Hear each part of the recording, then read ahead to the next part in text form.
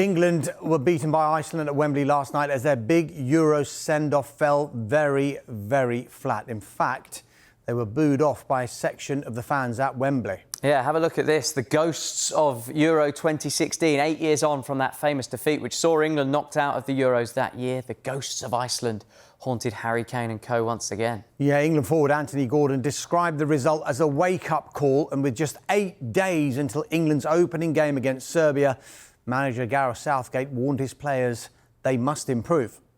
Any sort of complacency that talent is going to get us, this trophy, and that we only have to sort of stroll in. I mean, football is not like that. You've got to be spot on in every aspect of the game to win any game at this level, and we were a long way short of that tonight. And Iceland deserved their win. They had a couple of other chances on the break that we didn't deal with.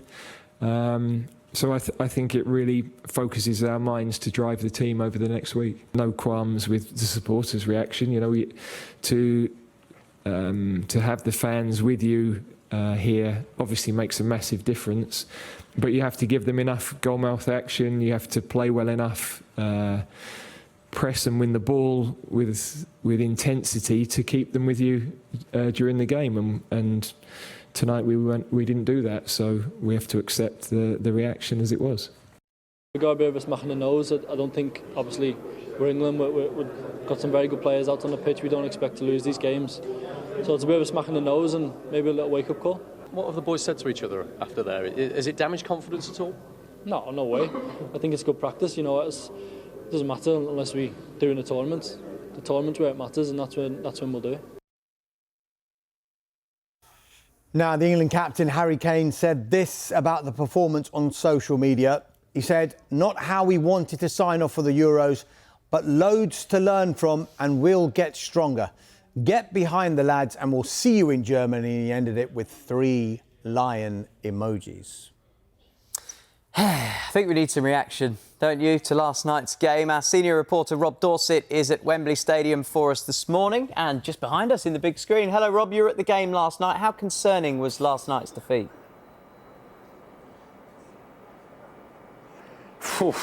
Where do you start? Listen, not since 1968 have England lost their final warm-up game before a major tournament. That puts it into context a little bit for you. And this was against a side ranked 72 in the FIFA World Rankings. Uzbekistan, the United Arab Emirates and Cape Verde are ranked above Iceland in the FIFA World Rankings, and England lost 1-0. It should have been more. There were clear-cut chances that Iceland didn't take. And I don't think I'd seen such levels of optimism amongst England's supporters, and indeed from pundits on Sky Sports and elsewhere, after Gareth Southgate named his squad for the Euros on Thursday, I should say, Thursday tea time. The reality is now, I don't think I've ever seen an England squad this underprepared, this ill-prepared before a major tournament. It's a day off for the players and the staff today. Gareth Southgate decided to give the players the chance to go and spend some time with their families and reflect and recover a little bit before the long haul out in Germany. But that first game in Group C against Serbia is just 8 days away now, and Gareth Southgate probably has some major headaches. There are real problems for England going into this tournament. You say major headaches there, Rob. There's lots of talk about England's defensive frailties going in to the Euros. And their 2 centre-backs last night, they both picked up knocks, didn't they? What's the latest on them? Yeah, look, England's defence has been a problem in every single tournament. And to be honest, England are incredibly strong going forward. They're brilliant in midfield now with Jude Bellingham and Declan Rice as 2 of the best at their arts in probably European, maybe world football. But the defence has always been a problem for England before they had all of these injury problems at the back. And that's just made it worse. And that was in full view last night. We know that Harry Maguire, who is actually really important to England, despite all the controversy about when he's been selected in the past, we know he won't be going to the tournament because of that ongoing calf problem. That was a big blow first and foremost. that meant John Stones was the senior man in England's defence. What happened very early on in the game, one of the Iceland players falls on his ankle. It looked really nasty. He managed to play on until half-time, but then England took him off as a precaution. How serious is that ankle problem? Bear in mind, John Stones desperately needed the game time. He's only made one Premier League start for Manchester City since the middle of March. So even if he recovers from this injury, how much is he going to be able to train? How fit is he going to be for that opening game against Serbia that's just 8 days away? And then to compound it all, Mark Gay, the natural understudy, the man who was surely going to be alongside John Stones at centre-back for this tournament, gets a ball in the face from close range. It looked really worryingly like it might be a concussion. Might he have to follow some protocols and not be able to train for days coming up in this week in the build-up to that first game? Those are the levels of concerns we're talking about. I should say, we saw John Stones walk through the mix zone after the game. He looked fine, but there will be a lot of medical attention to check that out, of course. And Mark Gay actually did an interview with Crystal Palace TV after the game, and I saw him, and he looked fine. He certainly didn't have any woolliness around his head. But again, he'll be monitored very closely by the medical staff. So those concerns at the back, before you add in the fact that Luke Shaw is coming with England to this tournament, who hasn't played any football since February and may not be able to play much, if any, of a part in the group games, and you start to get a sense of what Gareth Southgate is dealing with. Southgate didn't get a lot right last night, but when it comes to the injury problems he's got at the back, it's beyond his control, and there are real worries about England at the back. Key players are not here. Key players have significant injuries. Key players have real doubts about their fitness, about how much they can train, with only 8 days to go before the tournament starts for England. Mark, fine, I think.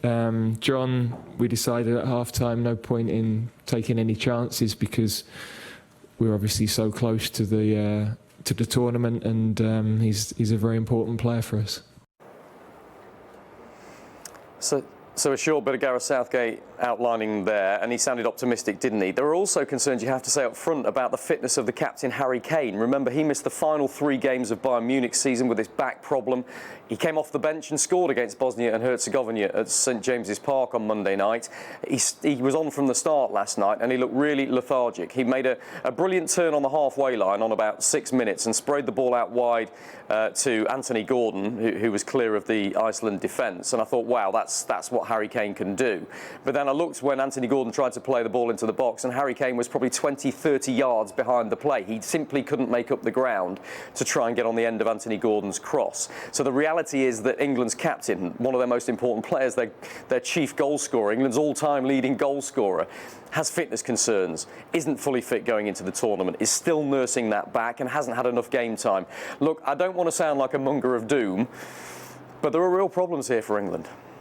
Real problems. We've asked some of our viewers for how they're feeling going into these Euros, Rob. I'll just give you one for a flavour of it. Quite scared is one England fan. They've got just over a week to prepare for that first game against Serbia. So what happens in between now and then? Well, I think that day off today for the players might be significant. A chance for them to get away, get out of the camp and clear their heads. They've already been together for best part of 2 weeks now, 10 days plus, most of them. And they're about to spend the next 5 weeks plus, they hope, if they go deep into the tournament, in Germany. So a chance to refresh and get away and focus the minds with the family. Anthony Gordon, I did an interview with after the game at Wembley last night, and he said it's a smack on the nose and it has shaken the players. I think Gareth Southgate will be pleased to hear that. I mean, the fact that Gareth Southgate said the problems were chiefly off the ball, well, look, I agree with him. England didn't press. It was far too easy for Iceland to get through the England midfield and put pressure on England's back four. They have to look at that. They do have a bit of time to prepare for that. But the reality is England's tournament starts very, very quickly. Now, look, the good news is, because of the expanded competition this summer in the Euros, it's going to be very difficult for England not to progress from the group stages. 1 win and a draw out of their 3 group games ought to be enough. So they've got time to get some of these players fit. They've got time to get a bit of rhythm together.